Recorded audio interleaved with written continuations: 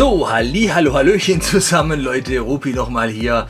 Ein ganz kleines Update zu dem letzten Video, nämlich ohne Zahn und das Drachenauge. Natürlich gibt es einen Unterschied zwischen diesen beiden Verpackungen. Ich habe es nur vor lauter schnell vergessen, in das vorige Video noch mit reinzuschneiden. Also ich sag's doch mal, ihr seht hier zum einen ganz deutlich den Unterschied an diesem viereckigen Loch in der Schachtel. Das ist hier nicht vorhanden. Ich ändere mal ganz kurz ein bisschen die Kameraperspektive. Augenblick. So, Tellchen, jetzt seht ihr es nochmal besser. Hier dieses Loch mit drin und hier kein Loch. Hier seht ihr, dass wir noch eine Gebrauchsanweisung und das Telefonkärtchen von Spin Master mit in dieser Verpackung haben. Ein weiterer Unterschied besteht hier in diesem Titel, ja, beziehungsweise in diesen beiden Titeln. Hier haben wir nämlich Toothless and Dragon Eye, also ohne Zahn und Drachenauge, und hier haben wir Hiccups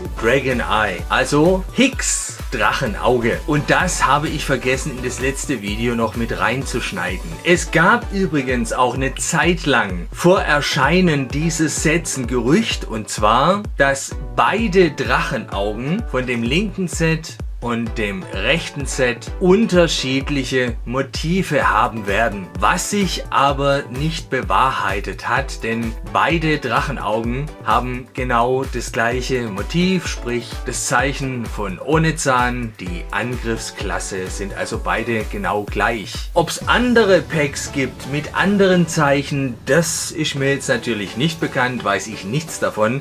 Wenn euch sowas begegnet, schreibt es mir gerne in die Kommentare. Also ich denke mir mal, es ist einfach ein grober Unterschied hier in der Innenverpackung. Ob das jetzt für verschiedene Länder produziert wurde, kann ich euch nicht sagen, denn die Beschriftung an und für sich, auch die Motive, die Aufdrucke sind genau gleich, sowohl links als auch rechts. Ich zeige euch noch die Rückseite von diesen beiden Displays. Ja, also auch hier sehe ich keinen Unterschied und seitlich gesehen finde ich auch keine anderen Abbildungen. Also das einfach nochmal kurz als kleines Update hinterher. Die Motive vom Drachenauge sind in beiden Varianten genau gleich. Die Figur von ohne Zahn ist identisch und auch der Totenkopf auf der künstlichen Schwanzprothese ist genau gleich. Alles klar, ihr Lieben, das einfach nochmal ganz kurz dazu. Ich bedanke mich fürs Zuschauen. Bis zum nächsten Video. Ciao, tschüsschen, euer Rupi. Hey.